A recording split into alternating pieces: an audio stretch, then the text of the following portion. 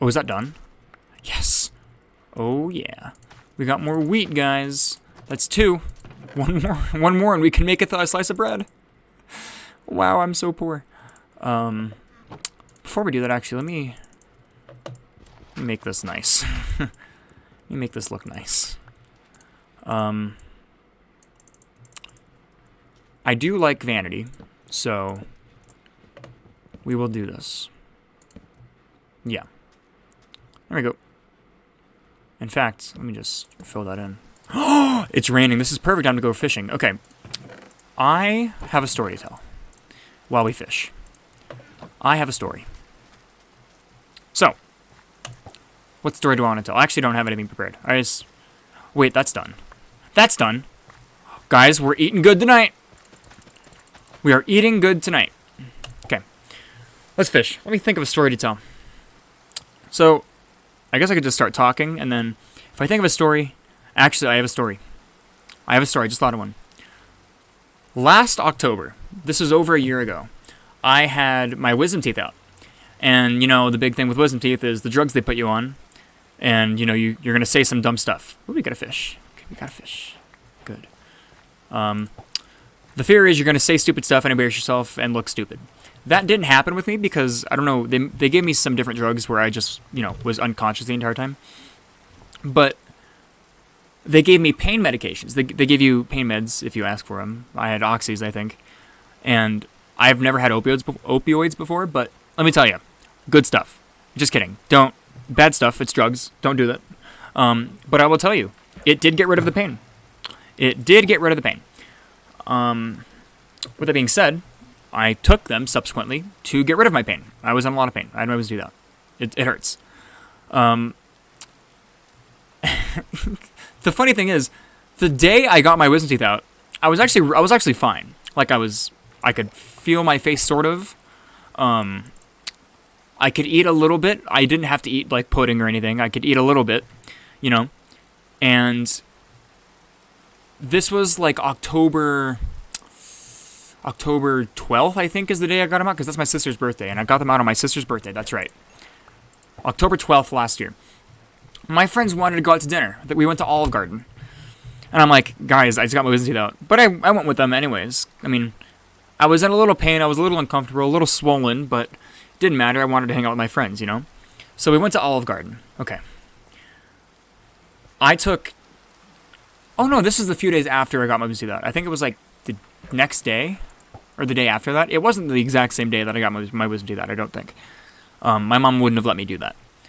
This was when I was 17. So we go to Olive Garden, and I think I took 2 or 3... Oh, okay, that's good, Bill. I think I took 2 or 3 of my pain meds before...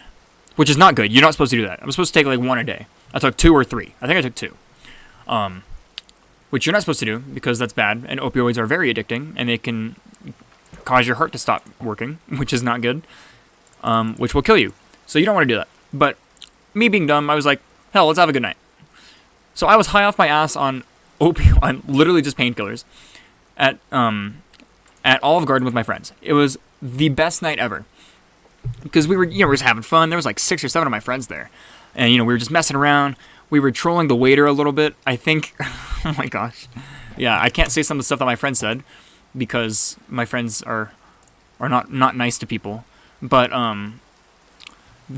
we were having fun, well, we weren't being mean. We were just like saying some outlandish things that I don't want to repeat, So anyways, we finish eating, and I'm peak painkiller high, For anybody who's ever had to take those for pain, you know what I mean when I say that painkiller high. You're just like, oh my gosh, I'm the happiest human being on the planet. That's the sensation you feel. Anyways, we leave the Olive Garden, and next to this Olive Garden is a Walmart, a GameStop, and like a giant shopping plaza, like a gigantic parking lot with like a Home Depot, a Lowe's, a Dick's Sporting Goods, a Walmart, all these little stores. Not little, they're big stores. Hey, Stick.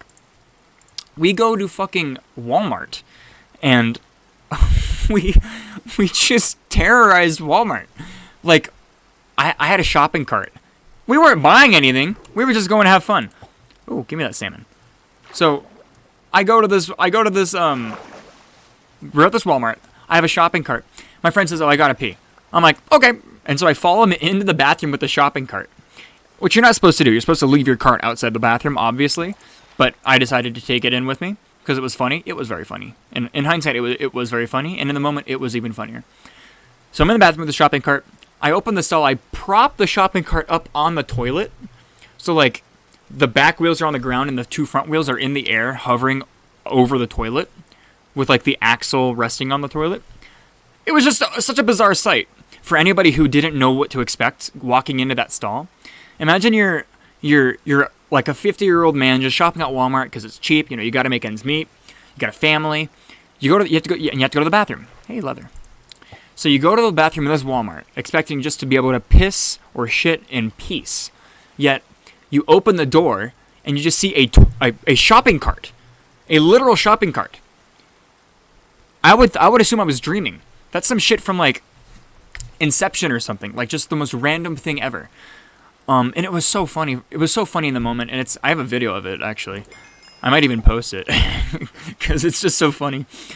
And we just left it there. But the funniest part was, one of the workers there saw me go into the bathroom with the shopping cart, which again you're not supposed to do.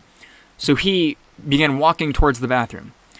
In the time it took him to walk to the bathroom, I had already placed the shopping cart on the toilet and we had left. So as he's walking to the bathroom to investigate what is going on, we're leaving the bathroom. And so he sees us leave the bathroom without the shopping cart. And I see that there's a worker going in to investigate. And there's like 4 of my friends in the bathroom. The other people were doing something else in Walmart. There's like 4 of my friends in the bathroom. One of them was actually in one of the stalls and was actually like using the restroom for its intended purpose. Me and the rest of my friends that were there left and ran out. We ran. We don't want to get in trouble. So I basically trapped my friend in there with the Walmart worker and left him to explain why the shopping cart was in the stall. And he told me he just played dumb. He said he didn't know who we were, even though the Walmart person saw us walk into the bathroom with him. It was just a really funny situation. Nothing happened, you know. I think my friend took the shopping cart out of the bathroom and just like, okay, I'll put it back. But that was funny. Good times. I was a menace in high school. Let me tell you. I went to a really small high school. I went to one of those like prep schools that claim to prepare you for college, even though it really doesn't. I mean, in a way it does, but I mean the classes are harder, basically. That's the only way it preps you for college. The uniforms, you know, the strict regime that we have to follow does nothing. Doesn't do anything in terms of preparing us for college. But anyways, so I went to a really small school. So there was like 50 in my graduating class. And I was really close with a lot of people in my graduating class. And we had fun, okay? Just an example of something we did that was probably not very smart. No, it definitely wasn't very smart. It was very funny in the moment, but it could have been really bad for us. So we had a few bathrooms in the school, I think like 2 or 3. The one bathroom that was outside of the gym, like we had a gym lobby area, like an entrance room with a bathroom and then a hallway that led to the classrooms. And then there was a door that led to the gym, just straight into the gym. And there were these bathrooms there. In this bathroom, there were 2 urinals and 3 stalls in the guys' bathroom, and then some sinks and stuff. The 2 urinals had a urinal divider that was hung. It was hung. It wasn't like a concrete wall almost. It was like something that was bolted to the wall. It was like a little flap, you know. It's like somebody took like a thin piece of wood and stuck it there, just using like braces. It was pretty sturdy. I'll give it that. It was pretty sturdy, but it wasn't unbreakable. And so what my friends and I did over the course of a whole year, an entire school year, my entire senior year of high school, was dedicated to this joke. Not even a joke. It was a recurring joke for us. It was an inside joke almost, which eventually led to be an inside joke with the entire student body. Okay, even the teachers were in on it, and they didn't like it. But basically, what we would do is there were like 5 or 6 of us. I'll include me in this because I did contribute a little bit to this, albeit not as much as some of my other friends. But we would shake this divider so much that it began to bend the metal brackets holding it up, and slowly the screws that were holding the bolts to the wall would erode the drywall, and so they began to not be bolted to the wall anymore. the hole that the screws were in began to grow bigger and bigger due to the erosion of the screws moving inside of them. That they could just be taken out. And slowly, I'd say it took probably 7 months for the first sign of real damage to occur. When the bolts, it was like an L bracket. The L brackets began, I didn't recast my line. The bracket began like bending and being misshapen. And we could see like a pile of drywall forming at the bottom underneath the divider where the dust would trickle down whenever it would erode. And it got to the point where, at the beginning of the year, the urinal divider was 90 degrees with the wall. It would only deviate maybe 5 degrees left and right. It was really sturdy.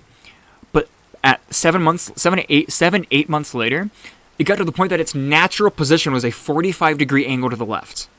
I'm not even kidding.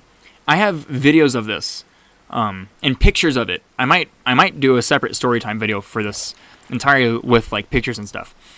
Probably not a smart thing. I might wait a couple years for the statute of limitations to expire. But anyways, its natural resting position was 45-degree angle from 90 degrees. And it was able to move. I could have touched the urinal with it on either side. It was that loose.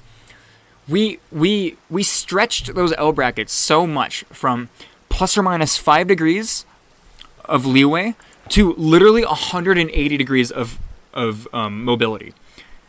And then eventually the screws themselves started falling out of the wall because the hole where they were screwed in would get so big that the screws were not even doing anything at that point. And I should add that the lower screws eroded faster and they fell out sooner. And so by the end of the year, I'd say like the last month of school, there was 1 screw left out of 6 total. It started with 6. 3 on each side, bottom, middle, top. I wanted to keep that chicken. Bottom, middle, top. Let me exterminate the zombie really quick.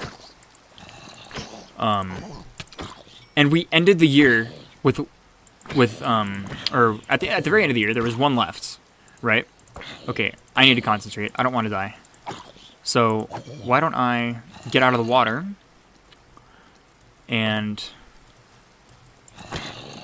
Oh my gosh, I actually might die. Okay, I think we're good. Let me kill the spider too.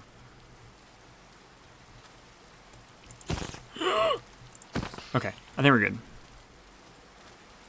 We're good, yep. Okay.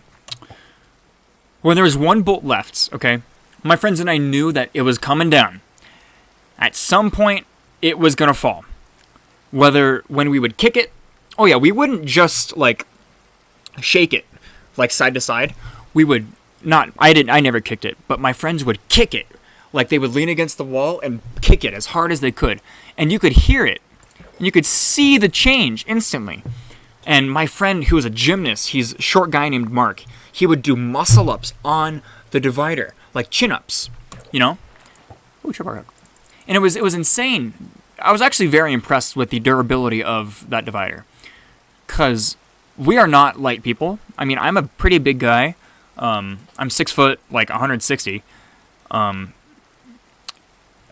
my friend Mark's like 5'2", 120.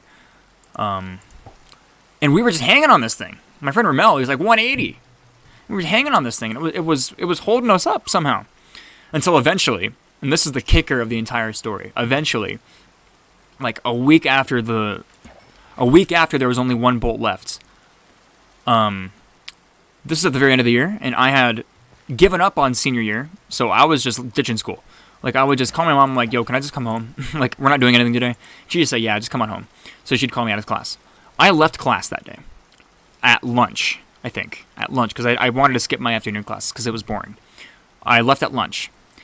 As soon as I leave, I'm walking to my car in the parking lot. I get a text from my friends. Dude, it came down. The divider's gone. They're sending me pictures of just an empty wall with like 6 holes and just a pile of dust and rubble at the bottom.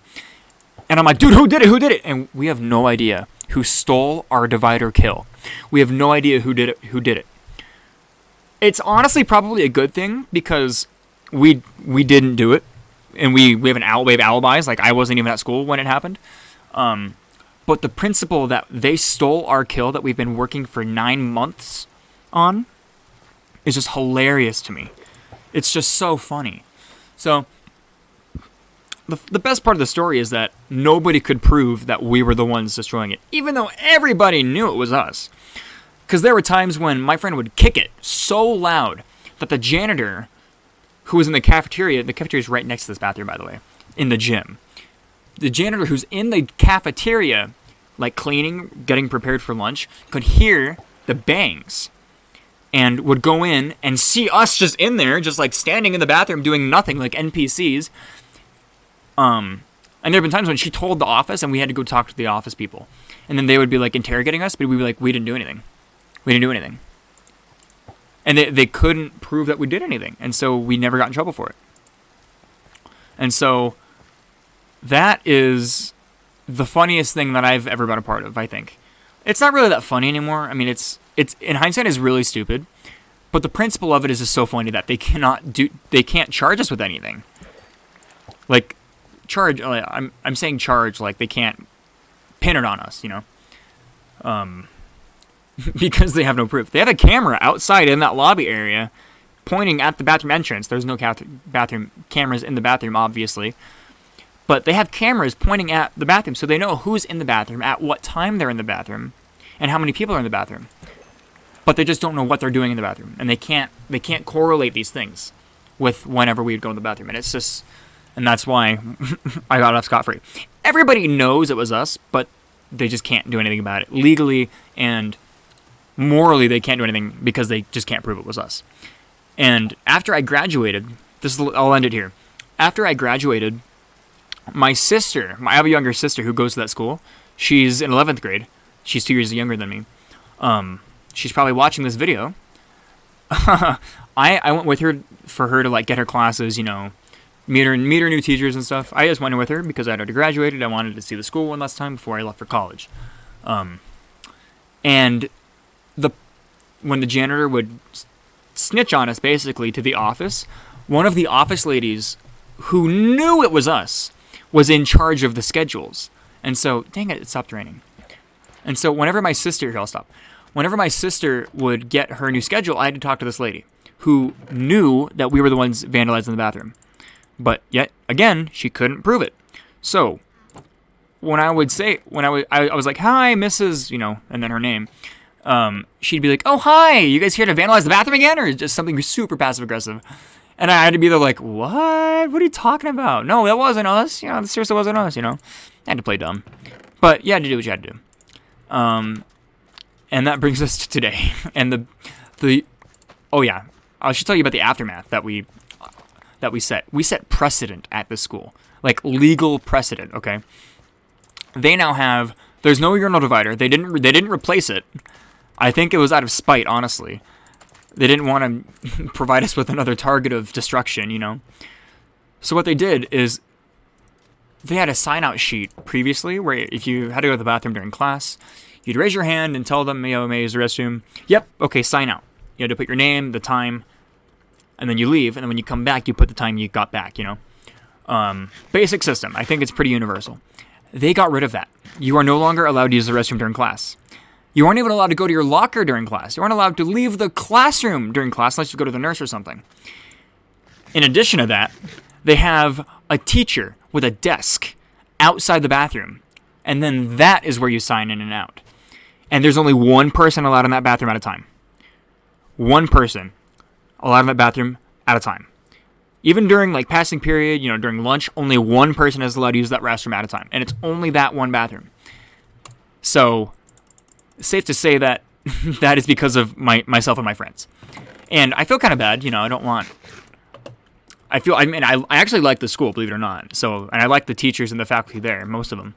So, it wasn't so much an act of, rebellion or whatever. It was just, to make my friends laugh. But anyways, that was fun. I had a fun time telling those stories. That was Hardcore Minecraft Episode 2. Again, just to kind of reiterate what the series is about, I'm just kind of playing. It's more of a casual, let me talk and have some fun playing Minecraft. Let's hang out, I'm not really going to edit these really much. Unless I'm like mining and there's literally nothing happen. I might just do that off camera, honestly. Just mine off camera. But I'm not going to edit. This is going to be like 10-15 minutes. I know this one was a little longer. But I'm going to try and keep it to like 5-10 minutes each video, you know, until I die, you know. So that was episode 2. I'll probably do episode 3 today because I'm having a lot of fun doing this. So yeah, I'll see you in the next one. Goodbye. Guaranteed that did not record. I guarantee you that did not record. Guaranteed.